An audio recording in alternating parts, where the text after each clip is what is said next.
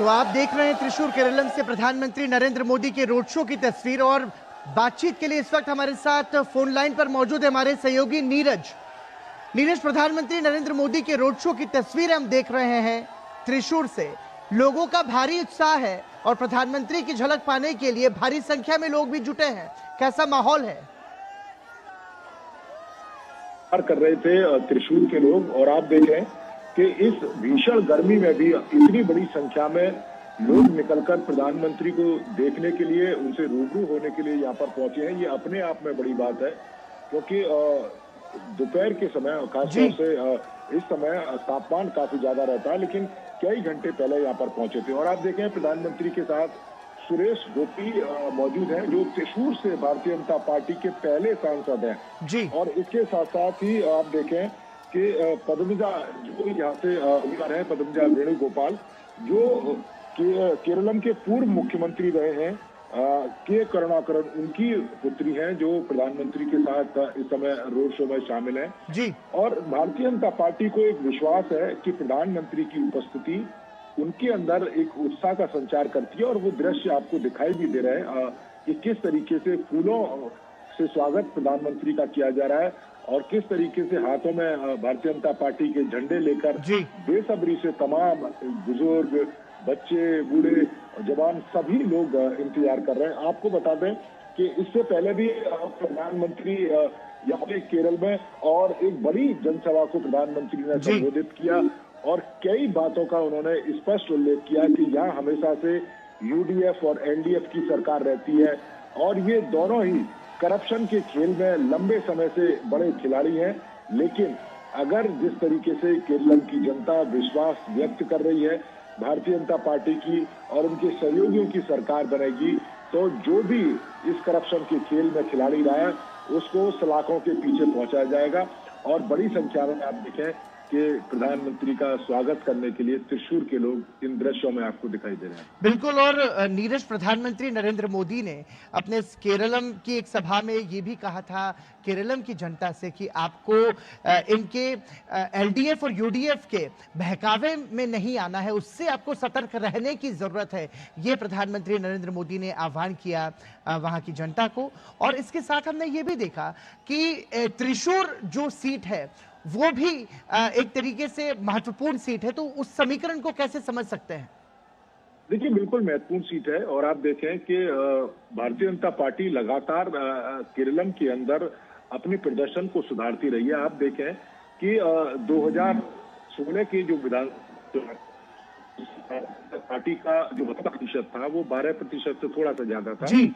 2021 के विधानसभा चुनाव होते हैं, जो प्रतिशत है वो बढ़कर करीब के आसपास पहुंच जाता है। 2024 की लोकसभा इलेक्शन में भी मतों का प्रतिशत लगातार बढ़ता है। तो ये कहीं ना कहीं भारतीय जनता पार्टी के अंदर एक उत्साह भी पैदा करता है। अभी कुछ समय पहले आप देखें कि तिरुवनंतपुरम में जो निकाय के चुनाव हुए थे, वहां पर भारतीय जनता पार्टी ने अपना मेयर बनाया और 101 में से 50 सीटें भारतीय जनता पार्टी ने जीती। तो ये अपने आप में पार्टी के जो ग्रोथ है खासतौर से केरलम के अंदर, उसको दर्शाता है। और आप देखें कि अगर हम त्रिशूर की, जैसा कि आप जिक्र कर रहे थे कि सुरेश गोपी जो यहाँ के सांसद है भारतीय जनता पार्टी के, उन्होंने इस सीट को जीता है। अब पद्मजा वेणुगोपाल जो चुनावी मैदान में उतरी हुई है भारतीय जनता पार्टी की तरफ से, इससे पहले उन्होंने 3 बार यहाँ से इलेक्शन लड़ा कांग्रेस पार्टी की तरफ से, और उतनी सफलता नहीं मिली। और उनका ये कहना है कि कहीं ना कहीं कांग्रेस के भीतर घात का जो सामना है वो उनको करना पड़ा, यही वजह से उनको हार मिली, और वो पार्टी से नाराज होकर भारतीय जनता पार्टी में आई, और भारतीय जनता पार्टी ने उनको त्रिशूर से बताया। बिल्कुल ठीक है नीरज, हम हमारे साथ बने रहिए। हमारे साथ हमारे वरिष्ठ सहयोगी विनोद मिश्र जी भी जुड़े हुए हैं। विनोद, प्रधानमंत्री नरेंद्र मोदी के इस रोड शो में जन समर्थन को यदि हम देखें तो हम ये देख पा रहे हैं कि लोग काफी उत्साहित हैं और एक तरीके से प्रधानमंत्री के प्रति भरोसा और विश्वास व्यक्त करते हुए नजर आ रही है केरलम की जनता।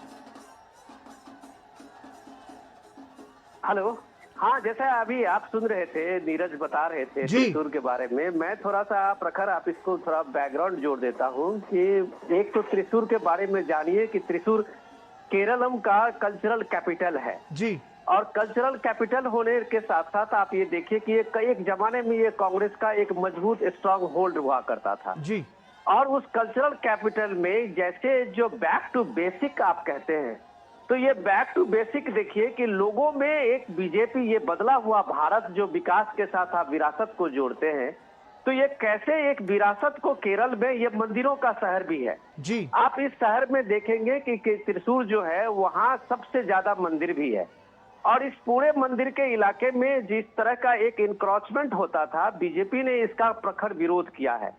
बीजेपी के साथ साथ जो आरएसएस का की जो यहाँ पे एक स्ट्रांग होल्ड है, वो कम से कम आप जब भी प्राइम मिनिस्टर पलक्कड़ से आए हैं, पलक्कड़ में ये बीजेपी की पहला वहाँ म्युनिसिपल कॉर्पोरेशन में उसकी अपनी सरकार बनी थी। आप एक बीजेपी के साथ में ये बात जब त्रिवेंद्रम में अभी बीजेपी की वहां पे सत्ता मिली है और त्रिवेंद्रम म्युनिसिपल कॉर्पोरेशन में बीजेपी के मेयर हुए हैं जी। तो एक बार प्राइम मिनिस्टर मोदी ने कहा था कि अहमदाबाद में पहली बार बीजेपी को सिर्फ अहमदाबाद मेयर का ही चुनाव जीतने का मौका मिला था जी। और अहमदाबाद मेयर के बाद बीजेपी वहां सत्ता में आई, स्टेट की सत्ता में आई और उसके बाद उसका एक डेवलपमेंट आप देख रहे हैं। तो ये कार्यकर्ताओं का उत्साह जो जहाँ पे होता है, जो ग्राउंड कनेक्ट होता है, उस ग्राउंड कनेक्ट का ही असर है कि आज करुणाकरन की जो केरलम की सबसे ताकतवर और सबसे बड़े स्टालवर्ट आप कह सकते हैं कि वहां के कांग्रेस के नेता थे, उनकी बेटी भी आज अगर वहां बीजेपी के टिकट से वहां चुनाव लड़ रही है जी। तो आप कह सकते हैं कि एक बड़ा शिफ्ट हुआ है, एक मेजर शिफ्ट हुआ है इन सारे इलाकों में और इन सारी जगहों में। और इन सारी जगहों पे जो आप ये नजारा देखते हैं प्राइम मिनिस्टर के इस रोड शो में, लोगों की वो भीड़ देखते हैं और दोनों जगह जो लोग देख रहे हैं, जिस तरह से चीयर्स कर रहे हैं, ये जो पीएम का एक रीच आउट है लोगों के साथ सीधे संवाद बनाने का, ये आप देश के किसी भी जगह में चले जाइए, अगर पीएम वहां जाते हैं तो सीधे लोगों से संवाद करते हैं, सीधे लोगों से जुड़ते हैं। यही जो पीएम का चुनाव में लोगों के साथ जुड़ना जो है वो पीएम को जननायक बनाता है जी। लोगों से सीधे संवाद करना और लोगों के सामने में अपने को दिखना, ये जो प्राइम मिनिस्टर का एक कॉन्फिडेंस है, यही जब प्राइम मिनिस्टर कोई बात करते हैं तो पूरे देश में इसकी एक अपील का एक इफेक्टिव उसका असर होता है। तो आज जब आप त्रिशूर में देख रहे हैं और लोगों को जिस तरह से आप चीयर्स करते हुए देखते हैं, तो मुझे लगता है कि देश में ऐसा शायद ही कोई लीडर होगा जो केंद्रीय नेतृत्व में होगा, वो किसी स्टेट में किसी ऐसे छोटे जगह पे चले जाए और हर लोग ये देखना चाहता है, वो सीधे मोदी से फेस टू फेस होना चाहता है जी। ये गौरव सिर्फ आज की तारीख में पीएम मोदी को है। तो ये जो पलक्कड़ का है, पलक्कड़ आप देखिए कि बीजेपी का पुराना स्ट्रांग होल्ड है।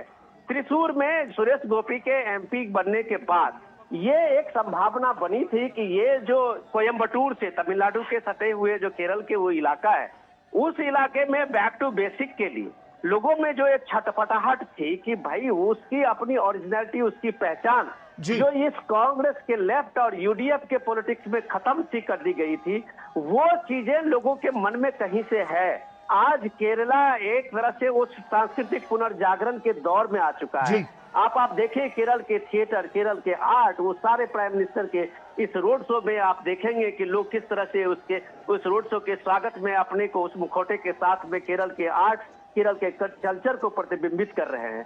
तो ये जो एक स्पेसिफिक चीज आप देखते हैं, ये अंदर में एक सांस्कृतिक चेतना का जागरण का ये दौर है।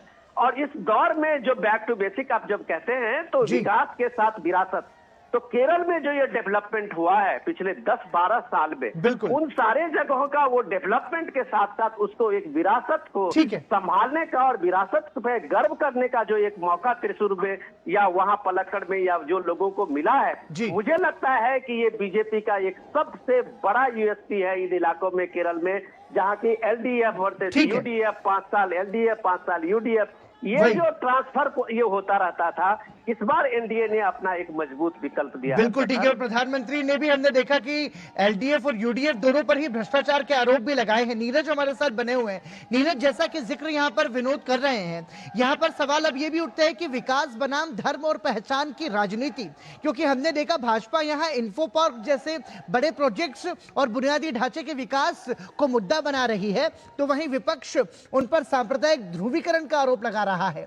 क्या त्रिशूर का मतदाता विकास के मोदी मॉडल पर मोहर लगाएगा? देखिए, अगर आप पैटर्न देखें खासतौर से केरलम के चुनावों का पिछले 40 साल से, जी तो यहाँ पर जो भावनात्मक मुद्दे हैं उतनी ज्यादा बड़ी भूमिका नहीं निभाते। यहाँ पर जो सरकार काम करती है जमीनी स्तर पर, जी उसका एक अलग महत्व होता है। और आप देखें कि भारतीय जनता पार्टी जिस विकास के मॉडल को पेश कर रही है उसके पीछे एक वजह भी है। पिछले कई सालों में भारतीय जनता पार्टी ने केरलम के विकास में कोई कसर नहीं छोड़ी है। आप देखें, मार्च में ही प्रधानमंत्री पहुंचे थे, 10,000 करोड़ से ज्यादा के कई सारे प्रोजेक्टों की प्रधानमंत्री ने उद्घाटन भी किया था, शिलान्यास भी किया था। आप देखें 2014 से 2024 के बीच में जब अब कंपैरिजन करते हैं पिछले 10 सालों में, तो 3 लाख से ज्यादा जो पैसा है, वो 3 लाख करोड़ से ज्यादा का जो पैसा है वो प्रधानमंत्री नरेंद्र मोदी के नेतृत्व में जो सरकार है उसने केरल के विकास के लिए दिया है। और जबकि उससे पहले 10 साल को आप अगर कंपैरिजन करें तो मात्र 72,000, यानी कि 4 गुना ज्यादा। तो ये बताता है कि भारतीय जनता पार्टी केरलम के विकास के लिए, केरलम के लोगों की सुविधाओं के लिए किस तरह से खर्च कर रही है। रेलवे के इंफ्रास्ट्रक्चर की आप बात करें, जब आप केरलम में आप चलते हैं सड़कों पर, तो सड़क केरलम में आपको जरूर मिलेंगे, लेकिन बड़े बड़े हाईवे नहीं मिलेंगे जी बड़े बड़े पूरी के लिए आएंगे तो करीब करीब 8 घंटे का समय लगेगा। लेकिन आप देखें कि नरेंद्र मोदी की सरकार NH-66 का विस्तार कर रही है, उसका जो चौड़ा है उसको चौड़ा किया जा रहा है। तो कई तरह के कई लाखों करोड़ों के जो प्रोजेक्ट हैं वो केरलम में भारतीय जनता पार्टी की सरकार ने यहाँ पर उनको दिए हैं। और यही कारण है, उसी विकास मॉडल को लेकर वो जनता के बीच में है और बार बार ये कह रहे हैं कि केरलम की जनता है उसके पास या तो LDF रहता है या UDF रहता है, लेकिन इस बार अगर वो बदलते हैं तो उनको एक नया केरलम मिलेगा। यहाँ के युवाओं को, यहाँ की महिलाओं की जो तमाम इच्छाएं जो हमेशा से दबी रह जाती थी, ये क्योंकि या तो LDF की सरकार आती थी या UDF की सरकार आती थी, उनके पास कोई ऑप्शन नहीं रहता था। तो एक बेहतर ऑप्शन मुझको लगता है एक नए मॉडल के साथ भारतीय जनता पार्टी अपने सहयोगी दलों के साथ केरलम के चुनावी मैदान में है। ठीक है, हमारे साथ विनोद मिश्र भी जुड़े हुए हैं। विनोद, एक सवाल यहाँ उठता है कि क्या भाजपा अपने बढ़ते वोट शेयर को जीत में बदल पाएगी? क्योंकि 2021 में विधानसभा चुनाव में सुरेश गोपी जो थे, उन्होंने यहां से 31.3% वोट हासिल किए थे, जो 2016 में 19.46% के मुकाबले एक बड़ी छलांग थी। हालांकि वो तीसरे नंबर पर रहे थे, लेकिन ये अंतर बहुत कम था। तो क्या इस बार भाजपा इस बढ़ते ग्राफ को क्या जीत में बदल पाएगी? अगर आपने अभी देखा होगा थोड़े दिन पहले एक राज्यसभा के अभी जो पिछले सत्र में मास्टर सदानंद को आपने देखा होगा कि अपने पैर कटे हुए जो उनका कृत्रिम अंग था उसको उन्होंने टेबल पे रखा था उपराष्ट्रपति के परमिशन से। ये केरल की उसको ये दर्शाता है कि केरल किस दौर में किस राजनीति का एक शिकार हुआ था जो कुछ PFI के लोगों ने उनका काट लिया था, हाथ पैर काट लिया था, और किस तरह से मास्टर सदानंद ने वो स्ट्रगल किया था। तो ये इसी त्रिशूर के पलक्कड़ से कुछ ही दूर पे कुन्नूर का वो इलाका है। तो लोगों ने इस चीज को, इस सियासत को, कांग्रेस और EDF और LDF के सियासत को ये देख रहे हैं, जहां मास्टर सदानंद जैसे और ऐसे कई लोगों ने इस चीज को झेला है, जो अपनी पहचान और केरल की आइडेंटिटी, अपने विकास और अपनी विरासत को लेके जो अपना संघर्ष किया है। मास्टर सदानंद के उस छवि को जो उन्होंने पार्लियामेंट में सतपारा सभा में दिखाया था, तो जाहिर सी बात है लोगों में एक कहने के लिए जब बात सामने में आती है तो एक प्रखर रूप से उस चीज का कहीं ना कहीं से वो एक्सप्रेशन होता है। आज लोगों ने, जब आप लोकल बॉडी इलेक्शन में देखा कि लोग जिस तरह से जो जेनजी के बच्चे लोग थे, उन लोगों को कैसे बीजेपी का कैंडिडेट बना, और वो लोग काफी तादाद में पहली बार केरल के इतिहास में बड़ी तादाद में वहां लोकल बॉडी इलेक्शन में बीजेपी के कैंडिडेट ने जीत दर्ज की है। और वो ऐसे भी जो साधारण बैकग्राउंड से आने वाले लड़के लड़कियां सब चुनाव में लड़े हैं और वो जीत हासिल की है। ये दिखाता है कि ये केरल बदल चुका है। LDF और UDF की राजनीति जो दोनों को सेक्युलरिज्म को, सो कॉल्ड सेक्युलरिज्म का चस्पा लगाता है, आज LDF कहता है कि UDF इस तरफ हो गया है, वो बीजेपी के साथ ले लिया है। UDF कांग्रेस कहती है कि LDF और बीजेपी में अपनी अंडरस्टैंडिंग है। वो इसलिए है कि दोनों मिलके ये साबित करना चाह रहे हैं कि केरल में बीजेपी यहाँ आके एक थर्ड फ्रंट बनाने जा रही है। ये आप जो आज त्रिशूर की वो भीड़ देख रहे हैं, रोड शो जो देख रहे हैं, इतने लोगों की तादाद देख रहे हैं, लंबे दूरी तय करते हुए पीएम का ये काफिला चल रहा है और हर जगह एक जैसा ही भीड़ आपको सामने में नजर आती है। तो ये बताने के लिए काफी है कि केरल में जो डर आजकल एलडीएफ और यूडीएफ के दोनों को है, बीजेपी को लेके और एनडीए के एक तीसरे फ्रंट को आने को लेके, वो इसलिए है। आज शायद उनके रात की नींद खराब हो जाएगी उन नेताओं की, जो अब तक ये बात दे रहे थे, लोगों में एक नैरेटिव दे रहे थे कि वो कह रहे थे कि एलडीएफ पे विजयन कहते हैं कि वो ये जो पूरा का पूरा कांग्रेस है वो बीजेपी के साथ मिल के कैंडिडेट डिसाइड कर रहा है। राहुल गांधी के पार्टी के लोग कहते हैं कि केरल के जो मुख्यमंत्री हैं विजयन, वो राहुल गांधी का क्रिटिसाइज करता है, कभी पीएम का क्रिटिसाइज नहीं करता है जी। ये सारे लॉजिक, इसका जवाब ये भीड़ है।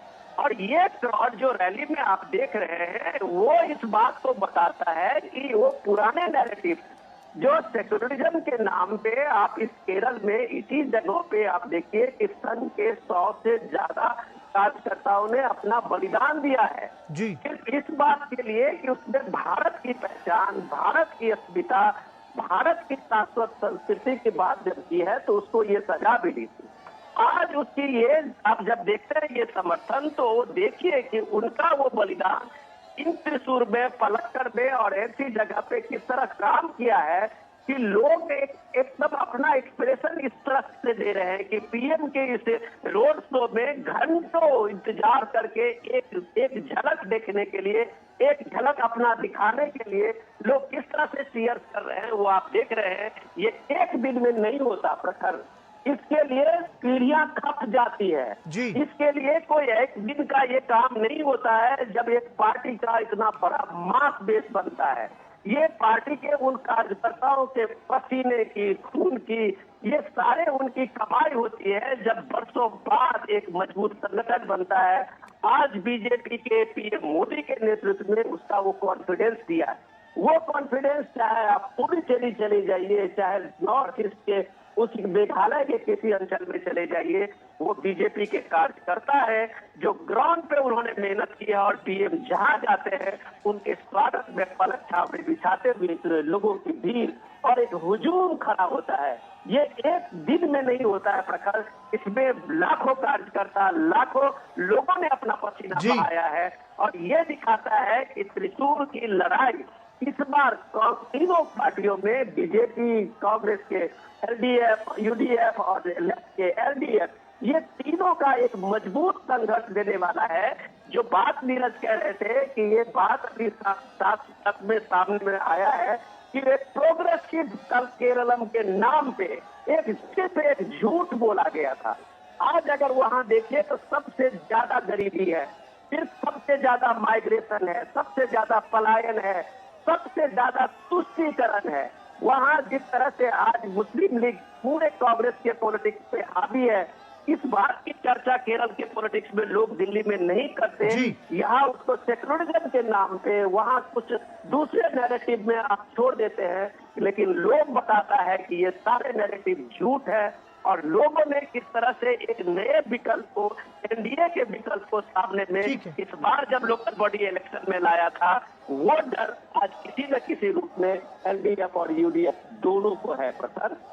बिल्कुल ठीक है, और तस्वीरों के माध्यम से हम ये देख सकते हैं कि लोगों का जो उत्साह है और प्रधानमंत्री नरेंद्र मोदी की एक झलक पाने के लिए जिस तरीके से वो वहां पर पहुंचे हुए हैं, वो दिखा रहा है और प्रधानमंत्री नरेंद्र मोदी के प्रति उनका प्रेम, उनका विश्वास, उनका भरोसा। और अब हम ये कह सकते हैं कि जब जनता एक तरीके से अपने प्रधानमंत्री पर विश्वास करती है तो वही जनादेश का आधार भी बनता है। हमारे साथ हमारे सहयोगी नीरज सिंह भी लगातार जुड़े हुए। नीरज, महत्वपूर्ण सवाल यहाँ पर यह भी उठता है और तस्वीरों के माध्यम से भी जिस तरीके से भीड़ हम देख रहे हैं, इस भीड़ में महिलाओं की भीड़ को भी नजरअंदाज नहीं किया जा सकता। जिस विश्वास के साथ, जिस आत्मविश्वास के साथ, जिस भरोसे के साथ वो प्रधानमंत्री नरेंद्र मोदी को लेकर के उत्साहित है, तो क्या समझा जाए कि महिला मतदाताओं की भूमिका कितनी महत्वपूर्ण होगी, वो भी ऐसे समय में जब पद्मजा वेणुगोपाल की जो उम्मीदवारी है वो वहां पर महिलाओं के लिहाज से भी बहुत खास बनाती है।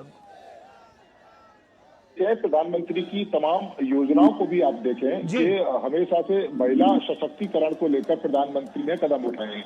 चाहे महिलाओं के आरक्षण की बात हो, महिलाओं को बेहतर से बेहतर सुविधा मिले उसकी बात हो। और केरल की अगर हम आधी आबादी की बात करते हैं तो केरल की ये आबादी शिक्षित आबादी है, आधी आबादी पढ़ी लिखी आधी आबादी है, और उनको ये पता है कि प्रधानमंत्री जिस तरीके से कार्य करते हैं, जिस तरीके से जनता के हमेशा से हित में खड़े रहते हैं, उसी की झलक आपको इन दृश्यों में दिखाई दे रही है कि एक बड़ी संख्या में आधी आबादी इस समय त्रिशूर की सड़कों पर प्रधानमंत्री का स्वागत कर रही है। और इसके पीछे हमारे जो विनोद मिश्रा जी हैं वो सही कह रहे थे कि इसके पीछे एक बड़ी लगन, बड़ी मेहनत होती है। और आप इसका कारण देखिए कि 2016 में भारतीय जनता पार्टी का जो 10.5% वोट था, 2021 की विधानसभा में वो 11% से ज्यादा हो गया, लोकसभा में 13 से ज्यादा हो गया, और 2024 के लोकसभा इलेक्शन में 16% से ज्यादा हो गया, 17-18% के आसपास हो गया।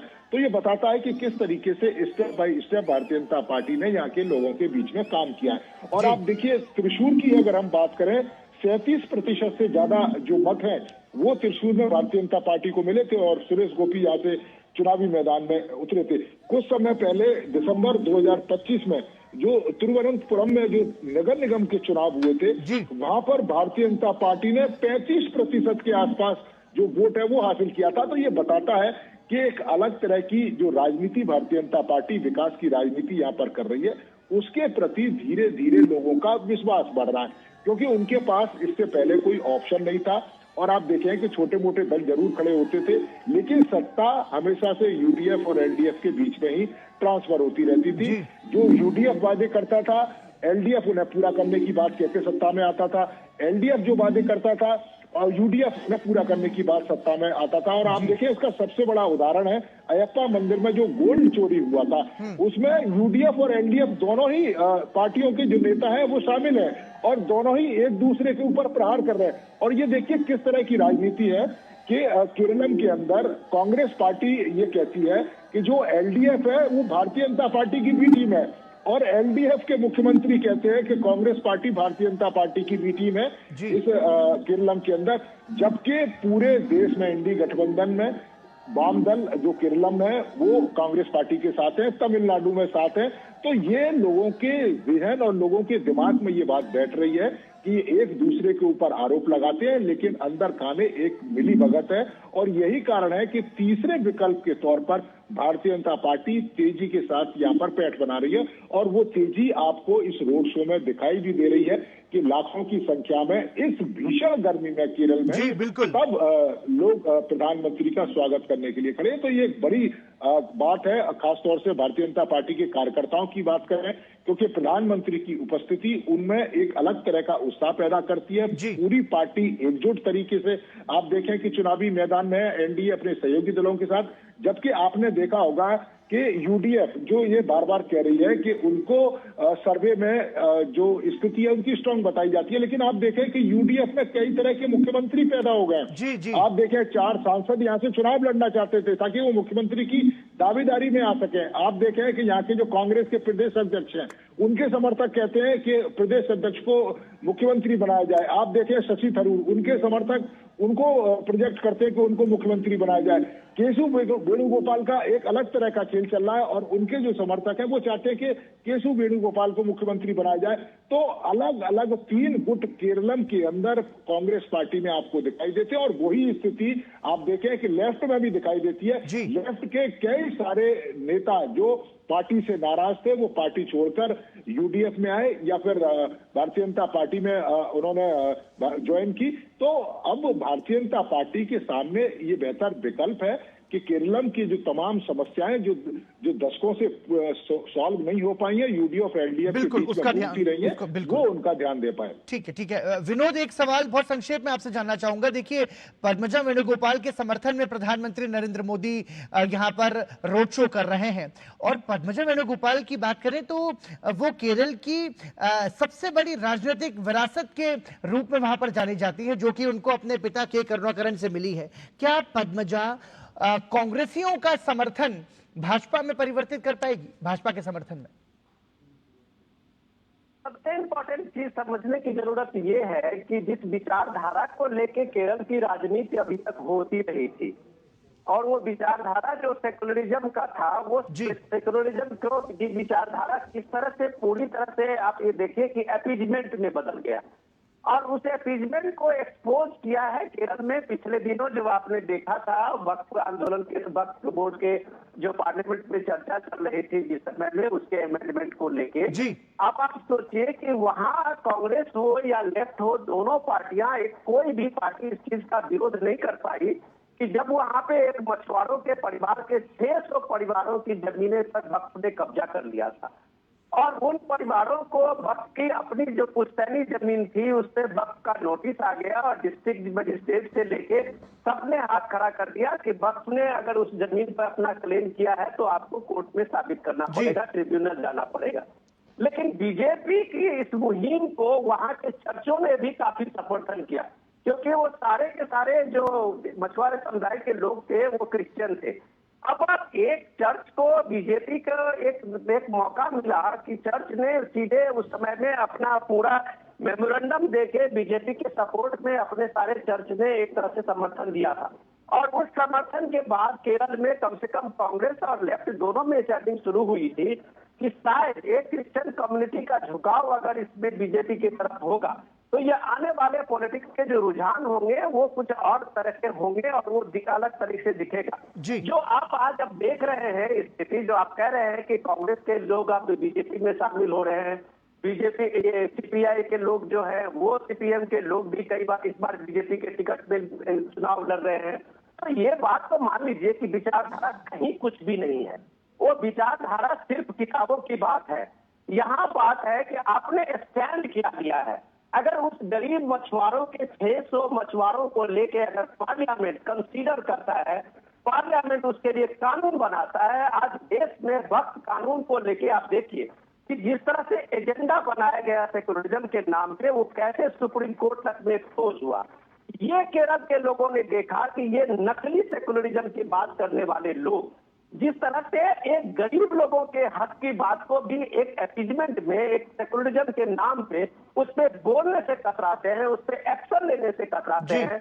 बीजेपी ने स्टैंड लिया तो आज 600 उन मछुआरों परिवारों की जो पुश्तैनी जमीन छीन गई थी, उस जमीन पे आज उस पे कानूनी कार्रवाई हुई, उनको हक मिला है। यही चीज कर्नाटक में देखिए, यही चीज तमिलनाडु में उन इलाकों में हुआ कि जहां जहां वक्फ ने क्लेम किया वो सरकारें, वहां की डिस्ट्रिक्ट एडमिनिस्ट्रेशन हाथ खड़ी कर देती थी कि उसके जुरिडिक्शन में ये नहीं है।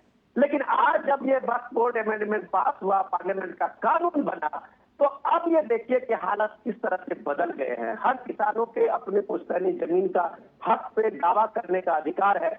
कोई वक्त कोई पर्ची लेके खड़ा होने का वो हिम्मत नहीं कर सकता। तो ये जो चीजें, ये बदलाव जो है, ये लोगों में एक न्याय, जस्टिस का है। ये जस्टिस दिखाता है कि सारी विचारधाराएं आपकी किताबों तक है।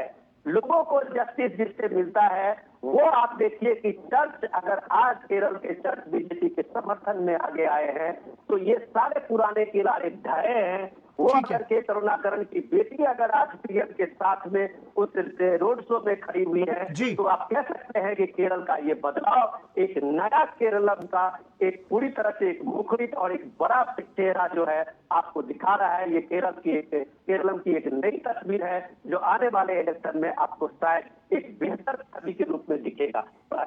बिल्कुल ठीक है। नीरज भी हमारे साथ बने हुए। नीरज, एक सवाल यहाँ पर यह भी उठता है कि जो ईसाई समुदाय का वोट है वो त्रिशूर विधानसभा में निर्णायक भूमिका निभाता है। अब सवाल ये उठता है कि क्या भाजपा का ईसाई समुदाय के साथ बढ़ता संवाद, विशेषकर चर्च के नेतृत्व के साथ जो बातचीत की कोशिश है, क्या विधानसभा चुनाव में उसका असर दिखेगा? देखिए, बिल्कुल दिखेगा। और विनोद जी जिस बात का जिक्र कर रहे थे, जो मछुआरा समुदाय है वो यहाँ पर ज्यादातर ईसाई समुदाय है जी। और उनका ये कहना था कि हमको दशकों से ठगा जाता था, हमारी तमाम तरह की समस्याएं थी, लेकिन उनका समाधान करने की राज्य सरकार ने कभी कोशिश नहीं करी जी। प्रधानमंत्री नरेंद्र मोदी के नेतृत्व में सरकार जब आए और मछुआरों को लेकर और आप देखें कि सुरेश गोपी निकाली थी भारतीय जनता पार्टी के लिए, क्योंकि ईसाई समुदाय के लोग एक निर्णायक भूमिका में रहते हैं और 37% से ज्यादा का जो वोटिंग परसेंट अगर सुरेश गोपी को मिला है तो ये बताता है कि ईसाई समुदाय धीरे धीरे भारतीय जनता पार्टी के पक्ष में आ रहा है। आप देखें कि हमारे विनोद जी जिस बात का जिक्र कर रहे थे, पद्मजा जो यहाँ से उम्मीदवार भी हैं, आप देखें कि भारतीय जनता पार्टी में आना कितना मुफीद है, क्योंकि एक तो केरल के दिग्गज नेता रहे हैं, उनकी बेटी है, उनका एक अपना पर्सनल जो वोट बैंक है, एक पर्सनल टच है। इसके साथ साथ ही 2021 के इलेक्शन में मात्र 946 वोटों से हारित हुई वो, तो एक उनका भी जो अपना जनाधार बिल्कुल अपना जनाधार है। और अब भारतीय जनता पार्टी का वोट बैंक और भारतीय जनता पार्टी की नीतियों से जुड़े हुए तमाम लोग, चाहे ईसाई समुदाय की बात करें या हिंदू समुदाय के दूसरे लोगों की बात करें या अलग अलग समुदाय की बात करें, तो उनका अगर वोटिंग परसेंटेज उनमें से कुछ परसेंट भी उनको मिलता है तो आप समझ सकते हैं कि बम्पर तरीके से, जिस तरीके से सुरेश गोपी ने लोकसभा का चुनाव जीता था, उसी तरीके से पद्मजा वेणुगोपाल यहाँ से विधानसभा का चुनाव जीत सकती है। और जिस तरह की भीड़ आप देखें, क्योंकि हमने देखा है कि तमाम नेता पॉलिटिकल पार्टियों को करते हैं, तमाम नेता हमने देखा है कि रोड शो करते हैं, हमने कांग्रेस के नेताओं को भी देखा है, हमने और क्षेत्रीय नेताओं को भी रोड शो करते हुए, चाहे सपा, आरजेडी और दूसरे लोगों को भी देखा है। ये जो केरलम के लोग आपको दिखाई दे रहे हैं, ये एजुकेटेड लोग हैं। इन लोगों को आप चंद पैसा देके सड़कों पर नहीं ला सकते हो। ये आप देख रहे हैं कि ये जो भीड़ आपको दिखाई दे रही है वो बताती है कि अपने नेता के लिए वो कितना कमिटेड है, अपने वोट के लिए वो कितना कमिटेड है, और वो ये जानते हैं कि वो किस सरकार को चुनेंगे तो वो सरकार उनके लिए किस तरह से काम करेगी। तो निश्चित तौर पर आप देखें, युवाओं को देख लें इन दृश्यों में, आप महिलाओं को इन दृश्यों में देख लें, उन बुजुर्ग लोगों को देख लें जो दशकों से वोट देते आए, अपनी समस्याओं का समाधान करना चाहते थे, लेकिन यूडीएफ और एलडीएफ की सरकारों में उलझ कर रह गए। अब धीरे धीरे वोटिंग परसेंट का बढ़ना, धीरे धीरे केरलम की राजनीति में भारतीय जनता पार्टी का जो मतों का प्रतिशत बढ़ना या सीटों का जो संख्या है वो धीरे धीरे उसमें इजाफा होना, ये बताता है कि एक विकल्प के तौर पर केरलम के लोग भारतीय जनता पार्टी को देख रहे हैं। और प्रधानमंत्री नरेंद्र मोदी की स्वीकार्यता आप देखें कि पूरे देश भर में प्रधानमंत्री जहां भी जाते हैं लाखों की संख्या में जो लोग हैं वो उनको देखने के लिए, उनको सुनने के लिए पहुंचते। और यहाँ आप देखें कि प्रधानमंत्री ने भी जो केरल का परंपरागत वाद्य यंत्र है उसको ढोल बजाकर एक तरीके से अपने चुनावी सभा की शुरुआत की थी। तो केरल की संस्कृति से उनका किस तरह से जुड़ाव रहा है। केरल के कई मंदिरों में प्रधानमंत्री आए हैं, सांस्कृतिक शहर की बात विनोद मिश्रा जी कह रहे थे, बिल्कुल सही कह रहे थे। और यहाँ पर भी प्रधानमंत्री कई बार यहाँ पर पहुंचे, गुरुवायूर मंदिर में प्रधानमंत्री ने पूजा करी है। तो संस्कृति को लेकर और सभ्यता को लेकर और उसको किस तरीके से पुरानी परंपराओं के साथ साथ आधुनिकता में किस तरीके से आगे लेके जाया जा सकता है, उसकी एक नीति और उसकी एक सोच प्रधानमंत्री ने पेश की है। और यही कारण है कि ये सोच और जो उनकी जो नीतियां, उनके समर्थन में ये तमाम लाखों की संख्या में लोग आपको सड़कों पर दिखाई।